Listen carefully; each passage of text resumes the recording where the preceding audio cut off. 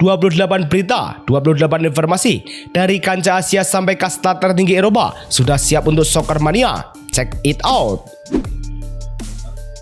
Kita mulai berita pertama dari kancah Asia.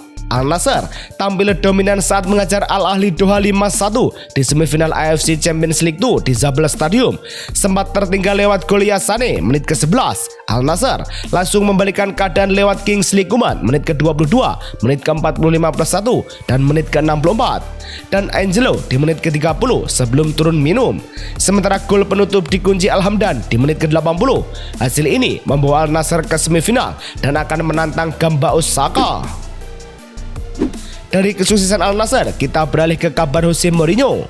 Isu soal Jose Mourinho dikaitkan dengan Real Madrid sempat beredar, bahkan disebut lewat jalur agen Nuri Mendes. Tapi kabar itu justru bikin situasi agak janggal. Menurut Aibola, tak ada satupun klub yang benar-benar menghubunginya. Mourinho memilih diam dan tetap menatap pekerjaannya di Benfica. 4 laga tersisa jadi fokus, targetnya jelas, dorong tim finish kedua. Dengan situasi ini, Mourinho terlihat lebih memilih kontrol dibanding terpancing rumor. Bicara soal target, Nice baru saja memastikan langkah ke final. Nice mencuri kemenangan 2-0 atas Strasbourg di Stade de la Minau dalam semifinal Coupe de France. Setelah babak pertama tanpa gol, Eli Wahi membuka keunggulan menit ke-52 dan mengadakannya lewat penalti menit ke-81 usai pelanggaran Ismail Doukor yang dikonfirmasi VAR. Hasil ini mengantar Nice ke final menghadapi RC Lens dan membuka peluang mengakhiri puasa gelar 29 tahun. Selain Nice, dominasi tim Prancis juga ditunjukkan oleh sang raksasa. Paris Saint-Germain tampil dominan saat menjamu FC Nantes di Parc des Princes dalam lanjutan Ligue 1. Kevitsa Kvaratskhelia membuka keunggulan lewat penalti menit ke-13, lalu Desir Doué menit ke-34 dan Kevitsa Kvaratskhelia lagi menit ke-50 memastikan kemenangan dominan 3-0. Hasil ini bikin PSG masih memimpin klasemen Liga Prancis dengan 66 poin dari 29 laga. Sementara Nantes tertahan di peringkat ke-17 dengan 20 poin dari 30 laga. Kemenangan telak PSG ini juga menjadi momen spesial bagi backnya. Rotasi pemain di laga kontra FC Nantes sempat bikin nama Lucas Hernandez tak langsung terlihat sejak awal. Ia baru masuk di menit ke-62, tapi justru momen itu yang menandai tonggak penting. Penampilan ke-100 bersama Paris Saint-Germain di semua ajang sejak datang pada 2023 perannya makin melebar dari Ligue 1 hingga UEFA Champions League. Catatan klub yang diunggah usai laga ikut mengonfirmasi pencapaian ini lengkap dengan ucapan selamat. Sayangnya, kebahagiaan itu sedikit ternoda akibat absennya pemain belakang lain. Langkah Ilya Zabarnyi mendadak terhenti setelah tackle kerasnya di menit ke-41 saat melewati FC Nantes berujung kartu kuning. Bukan sekedar pelanggaran biasa, itu jadi kartu kelima musim ini.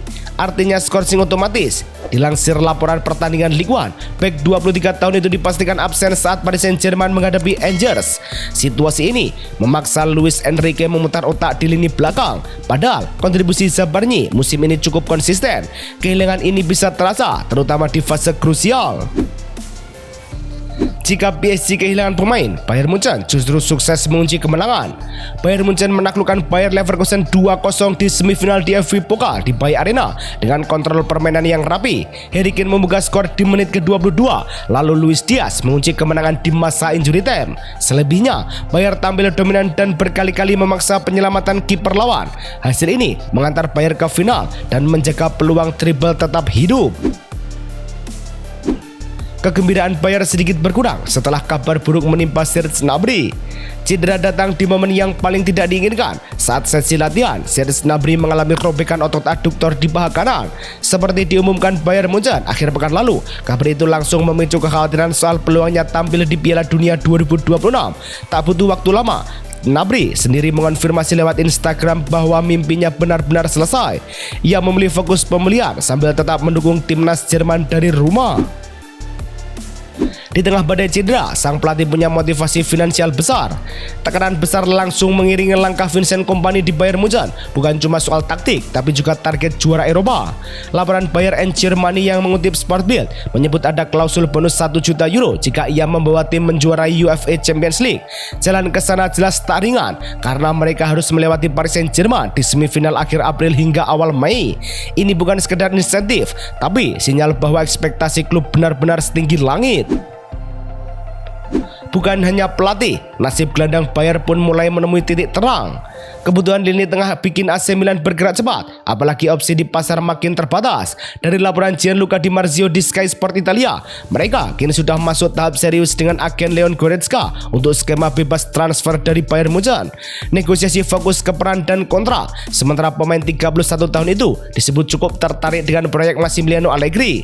Dengan pengalaman dan gaya mainnya, Goretzka terasa seperti potongan yang pas. Tinggal apakah Milan bisa menutupnya sebelum klub lain ikut masuk. Sambil menunggu kabar Milan, tim Italia lainnya sudah berpesta di Piala Liga. Lazio memastikan tiket final Coppa Italia usai menyingkirkan Atalanta lewat adu penalti 4-1 setelah bermain imbang 1-1 di Stadion Kewis. Gol Alessio Romagnoli menit ke-78 sempat membawa tim tamu unggul, tapi Mario Pasalic menit ke-80 langsung membalas cepat untuk menjaga asa tuan rumah. Babak adu penalti jadi panggung utama Eduardo Motta yang menepis 4 eksekutor sekaligus. Hasil ini membawa tim asuhan Maurizio Sarri ke final menghadapi Inter Milan. Menjelang final kontra Lazio, Inter menegaskan status gelandang andalan mereka. Spekulasi soal masa depan Hakan Calhanoglu sempat bikin situasi di Inter terasa tidak pasti. Isu kepindahan muncul, seolah ada kemungkinan perubahan besar di lini tengah. Namun, laporan Fabrizio Romano meredakan semuanya. Inter tak punya rencana melepasnya. Gelandang Turki itu justru masih diproyeksikan jadi pusat permainan musim depan. Kontraknya pun aman sampai 2027, memberi stabilitas yang jarang dimiliki klub lain. Dari Italia, kita bergeser ke persaingan ketat di tanah Spanyol.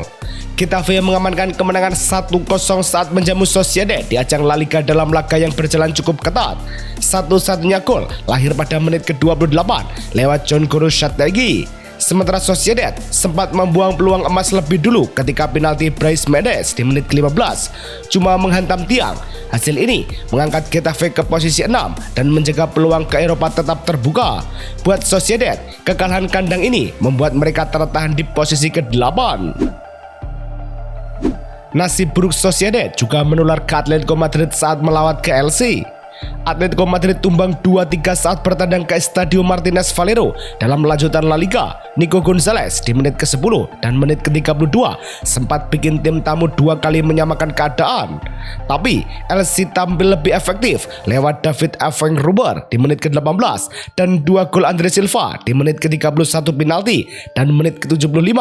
Hasil ini membuat Atletico tertahan di posisi 4 dengan 57 poin, sementara LC menjauh dari zona bawah di peringkat ke-15 dengan 35 poin.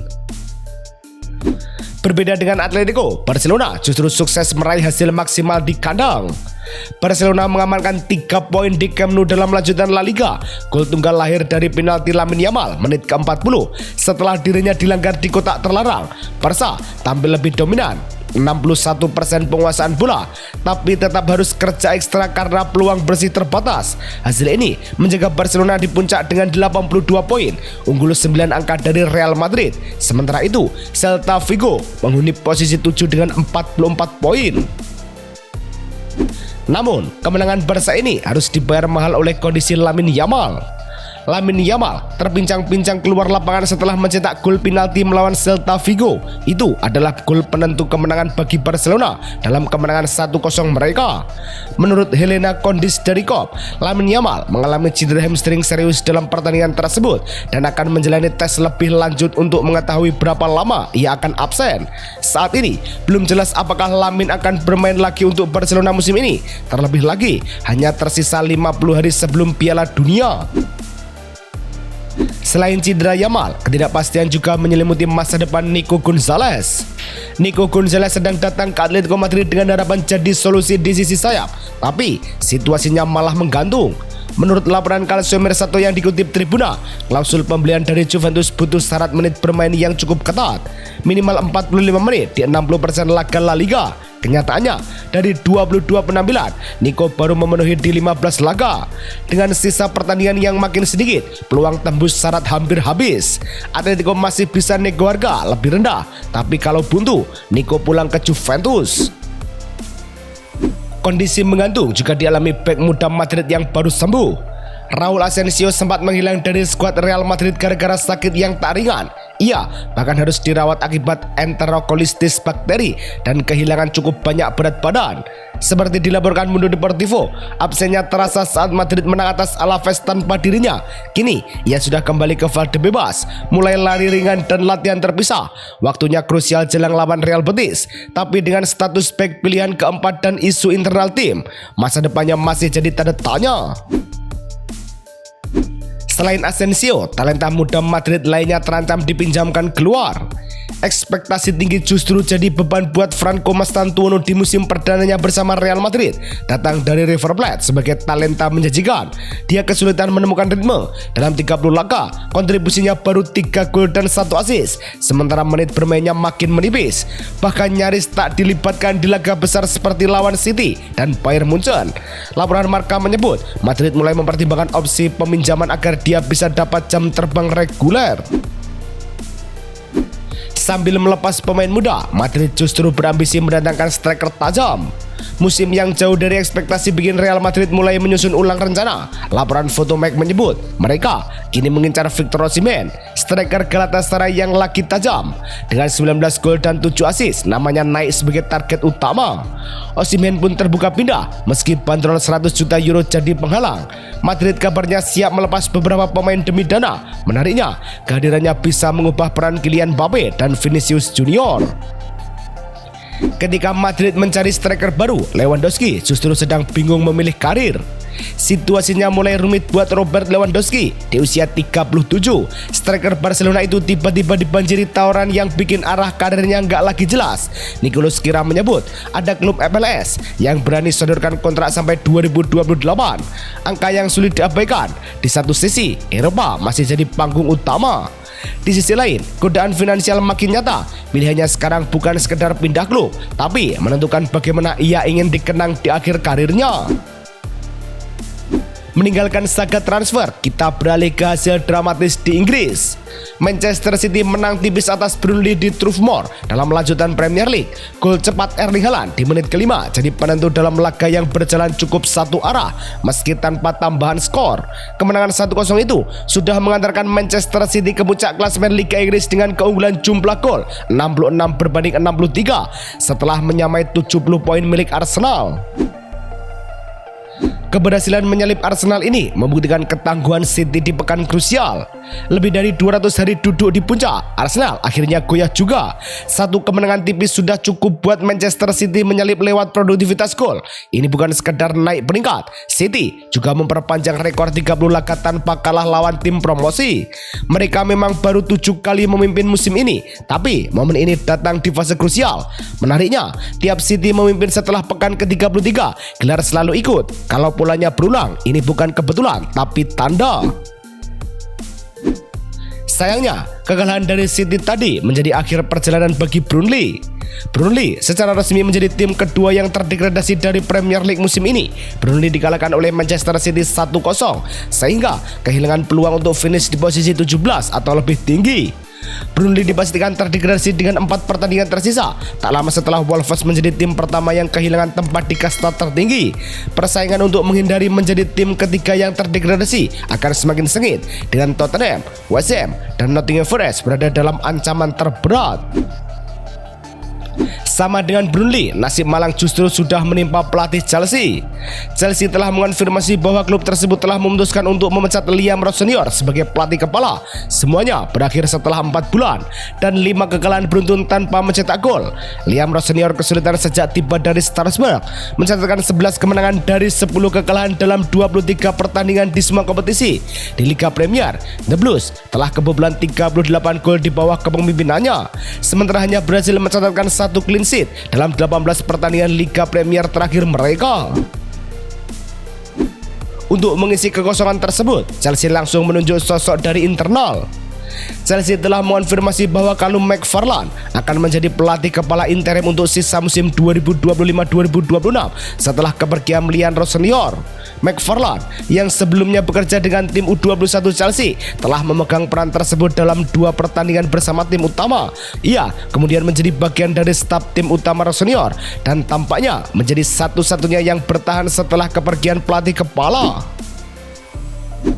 beban pelatih interim Chelsea makin berat akibat cederanya bintang muda mereka. Langkah Estevao William lagi kencang bareng Chelsea, tapi mendadak terhenti usai duel lawan Manchester United akhir pekan lalu. Winger 18 tahun itu tumbang dan belakangan dikonfirmasi mengalami cedera hamstring grade 4. Laporan The Athletic menyebut situasinya serius, bahkan peluang tampil di Piala Dunia musim panas ini jadi sangat tipis.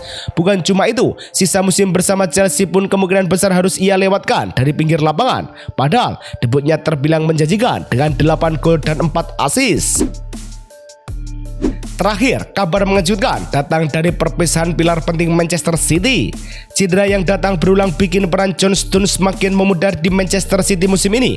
Bek 31 tahun itu cuma sempat turun sebagai starter 4 kali di Liga. Situasi yang perlahan mengubah posisinya dari pilar jadi opsi cadangan. Laporan The Athletic menyebut keputusan berpisah di akhir musim sudah disepakati bersama. Bahkan pengumuman diperkirakan keluar pekan depan. Padahal satu dekade di Etihad bukan cerita biasa. 16 trofi, 6 gelar Liga, sampai triple bersejarah 2022-2023. Itulah rangkuman berita bola terlengkap hari ini. Jangan lupa cek video kita yang lainnya juga ya. Sampai jumpa besok. Salam Soccer Mania.